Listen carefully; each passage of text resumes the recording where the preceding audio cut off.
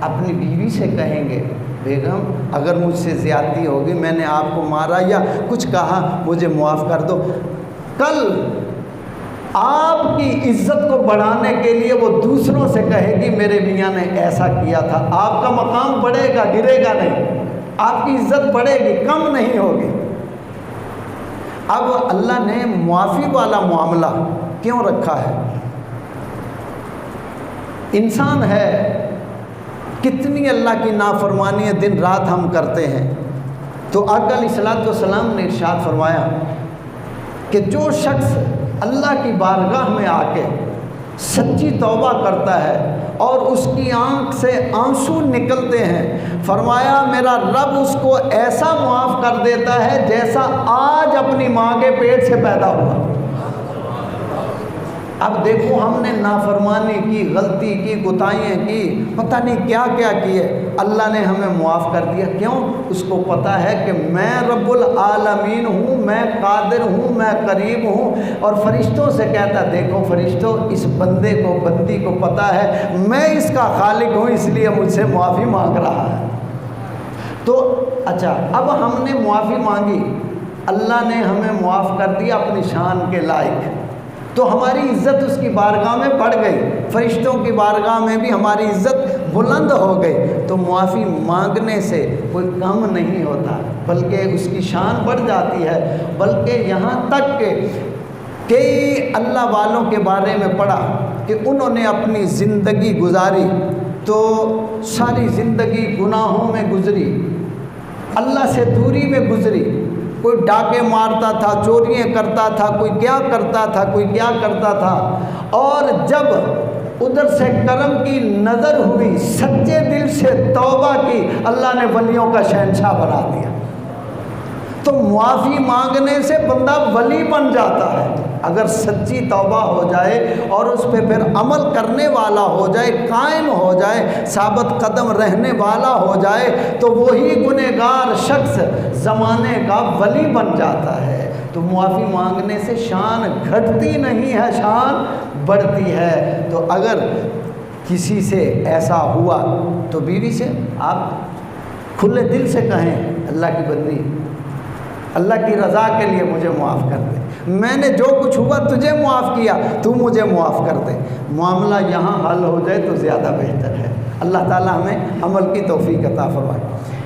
آگے پیارے آقا علیہ الصلوۃ والسلام آپ ارشاد فرماتے ہیں، اب اس میں دیکھیے گا، غور کیجئے گا کہ میاں بیوی کا آپس میں محبت اور پیار اور سلوک، یہ ہمیں سمجھانے کے لیے حضرت اماں عائشہ پاک رضی اللہ تعالی عنہ آقا علیہ الصلوۃ والسلام اور اماں جان تشریف لے کے جا رہے ہیں، تو پیارے آقا علیہ الصلوۃ والسلام نے ارشاد فرمایا عائشہ ہم دوڑ نہ لگائیں، دوڑ لگائیں۔ اب صحابہ کرام آگے آگے چلے گئے، آقا علیہ السلام نے فرمایا جاؤ۔ اب آقا علیہ السلام اور حضرت اماں عائشہ پاک تمام مسلمانوں کی اماں جان پیچھے پیچھے، اب دوڑ لگائی۔ آقا علیہ الصلوۃ والسلام آہستہ آہستہ قدم رکھ رہے ہیں، اماں عائشہ پاک تیز تیز قدم رکھ رہی ہیں۔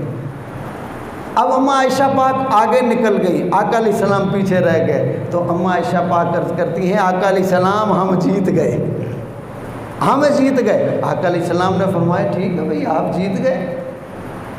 اب دیکھو پیارے آقا علیہ الصلوۃ والسلام کی عظمت و شان یہ ہے کہ جبرائیل امین علیہ السلام جس کے 600 پر ہیں، ایک مشرق میں ایک پر کھولے تو مشرق میں، دوسرا کھولے تو مغرب میں، اب معراج کی رات اتنی طاقت والا فرشتہ آپ کے قدم چوم رہا ہے، اور جبرائیل امین علیہ السلام کی پرواز کتنی ہے، طاقت کتنی ہے، سدرۃ المنتہا، ایک آسمان کی مسافت، اس کا فاصلہ ایک سے دوسرے تک 500 سال کا رستہ ہے۔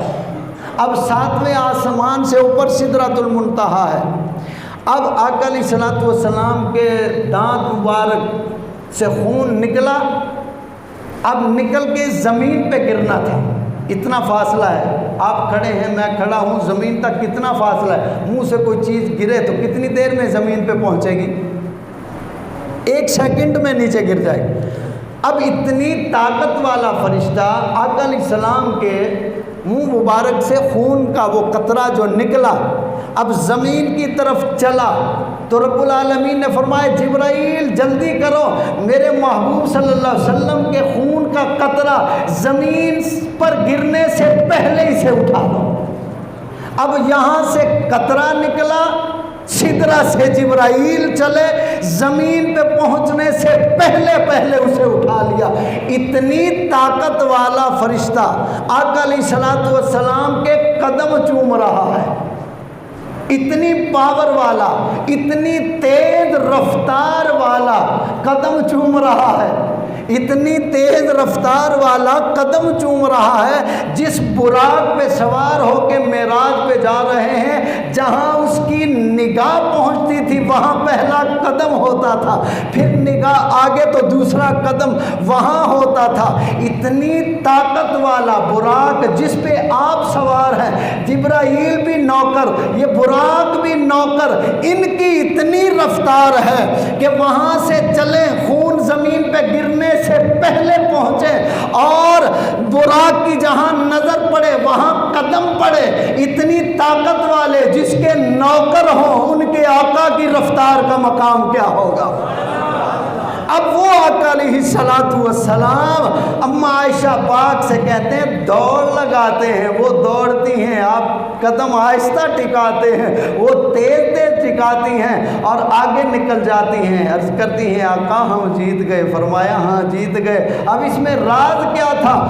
ایک یہ تھا کہ میری زوجہ خوش ہو جائے، میری بیوی خوش ہو جائے، مسلمانوں کی ماں خوش ہو جائے، اور دوسرا مسلمانوں کو، اپنے امتیوں کو یہ سبق دیا، یہ درس دیا کہ دیکھو ہم نبیوں کے امام ہو کے پیچھے رہ جاتے ہیں، تم کس بات کی مولی ہو؟ تم ضد نہ کرنا، تم اکڑ نہ دکھانا کہ تو نوکرانی ہے، تو میرے پاؤں کی جوتی ہے۔ کہا نہیں، ہم نبیوں کے امام ہیں، اس طرح بیوی سے محبت کرتے ہیں، تم بھی اسی طرح کرنا۔ پھر اس کے بعد ایک موقع پھر آیا، آقا علیہ السلام نے فرمایا عائشہ دوڑ لگائیں؟ عرض کی آقا ٹھیک ہے دوڑ لگاتے ہیں۔ اب پھر دوڑ ہوئی، اب آقا علیہ السلام نے تھوڑا قدم اور تیز کیا، وہ تیز کرتی، آقا علیہ السلام اپنا قدم اور تیز کرتے، آقا علیہ السلام آگے نکل گئے۔ اب محبت کا انداز کیا ہے؟ فرمایا عائشہ آج ہم جیت گئے، اس دن والا بدلہ ہو گیا۔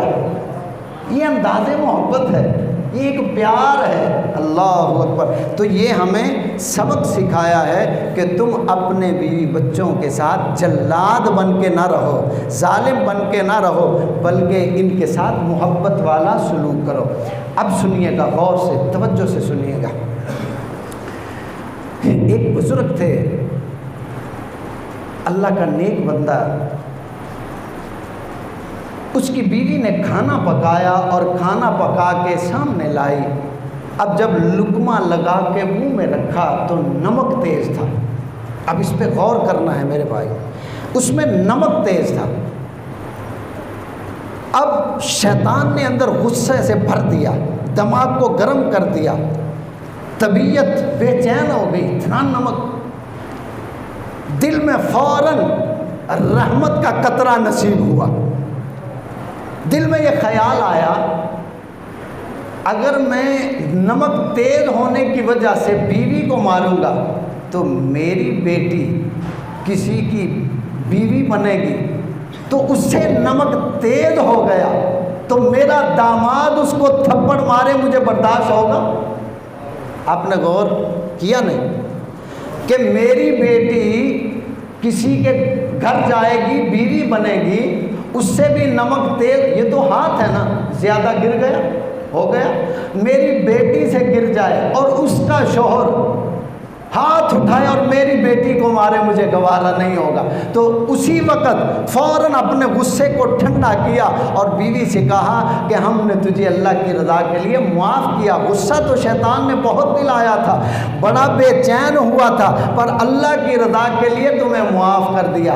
اب وہ شخص جب دنیا سے پردہ کر گیا، دفن کر دیا گیا، کسی دوسرے اللہ والے نے اسے خواب میں دیکھا تو پوچھا بھائی جان کیا حال ہے، کیسا معاملہ رہا؟ کہنے لگا کہ معاملہ تھا گناہوں کا بڑا سخت ہو گیا تھا، گناہ ہی میرے سامنے آ گئے تھے،